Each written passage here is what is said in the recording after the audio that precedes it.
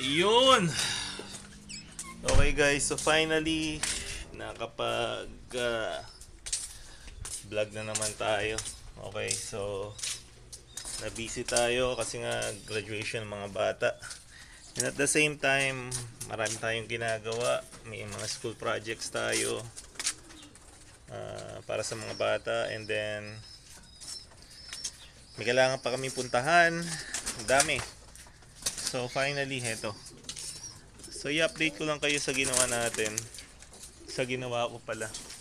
So ito, kung natatandaan nyo, pakita ko sa inyo. Tandaan nyo yan, di ba ito yung colony na breeder cage natin. So ang ginawa ko dito is, ginawa ko na lang silang hiwalayan. So hinati ko sa gitna. And then naglagay ako ng 16 perches, 8 kada side.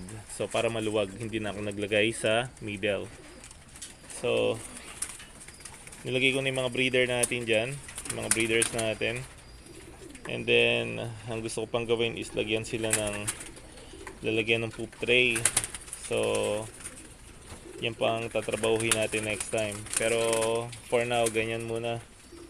Kasi ang dami ko pang kailangan gawin. So yan. Tapos itong gitna na to, ang access lang niya is sa tubig pa din.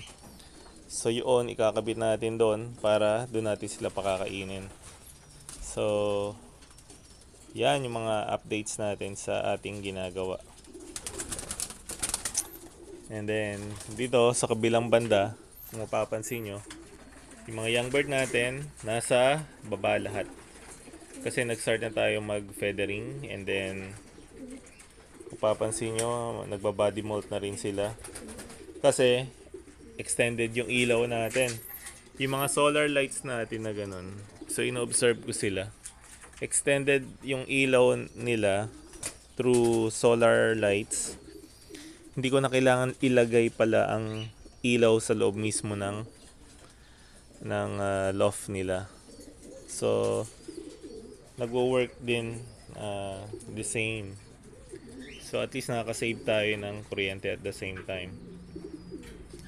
So nung nilagay ko sila dito, syempre binigyan na natin sila ng parang internal and external parasites.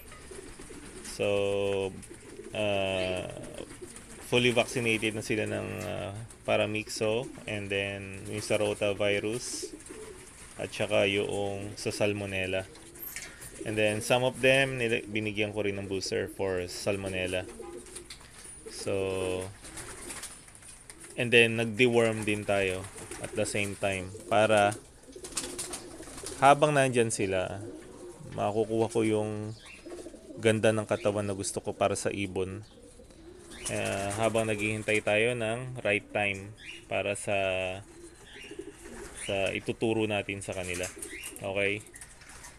So kumbaga ilan yung na-hit natin. Fully vaccinated, pati chickenpox meron na rin sila.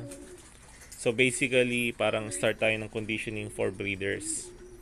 And then all natural tayo. Probiotics natin at saka oregano lang yung binibigay natin. So far wala tayong nakikitang may sakit na ibon. Unlike sa iba, naririnig ko mga nagkakasakit yung ibon nila. So luckily for us, hindi tayo tinatamaan ng sakit. Okay, so hindi ko alam kung ano yung ginagawa kong tama. And then lahat sa akin is bali routine ko na magbigay ng apple cider probiotics. And then inad natin yung oregano. Okay, so dito naman sa section na to, kung mapapansin nyo, dito lang, ang mga nandito lang is yung mga ni-raise natin ng old birds. May naligaw lang siguro na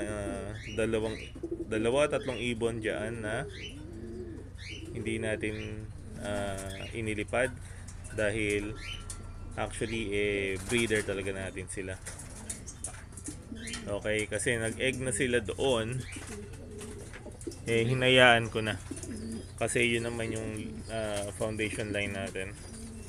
So hinayaan ko na. And then dito naman, mapansin nyo na nandiyan pa nakakalat pa yung gamit natin kasi sobrang init kanina. Gumising ako ng maaga para lang matapos to. So ngayon, aalis tayo after this. So kaya ayan. And then nagpunta pa tayo kay Kuyang Oscar. So nagpapalamig lang tayo bago tayo bumiyahe. And then ito, dapat paalis na rin kami kanina. Kaya lang naatrasado kasi nga may nangyari lang. So may yung pupunta namin wala pa doon. So kaya inatras namin yung pagbiyahe namin. So anyways, ito actually ready na 'to yung mga young bird natin dito. Just so happy na nangitlog tong isa. So may tin-transfer tayo ng isang pair doon sa side.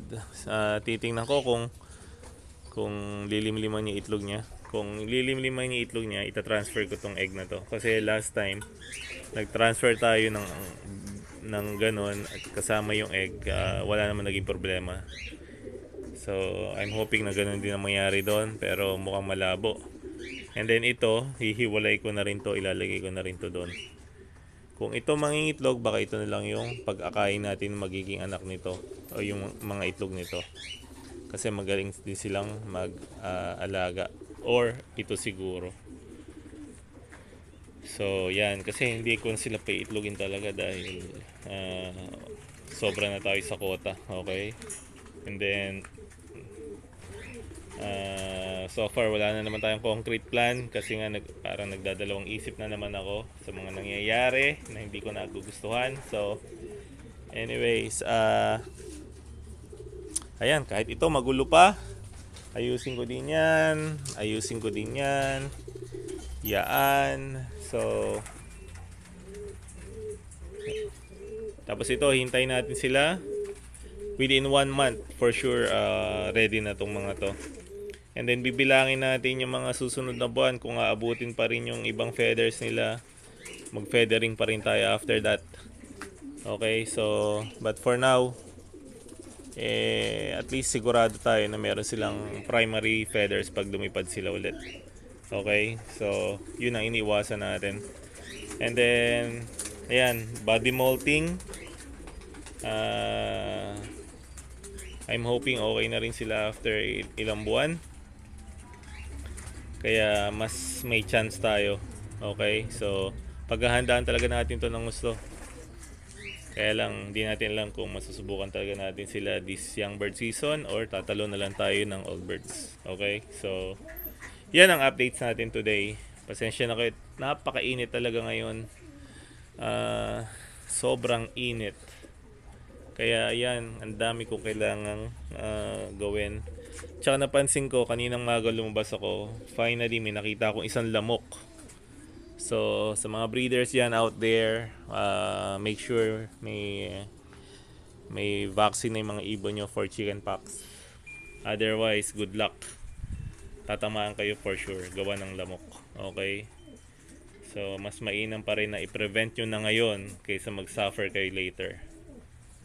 So, nandito naman ako, willing naman ako mag-help sa inyo. So, it's really up to you guys. So, sineshare ko lang kung ano yung ginawa ko. And then, ayan. So, gutom na yung mga ibon natin. So, papakain na tayo. Ayusin lang natin tong pakainan nila. Lilinisin lang natin ng konti. And then, imo-modify ko talaga to actually. Kaya lang, wala na tayong time for now. So, ganyan na lang muna. And then, ang style kasi is dito ko sila papakainin sa labas. Okay? So, paano pa? Magkita-kits tayo ulit next time.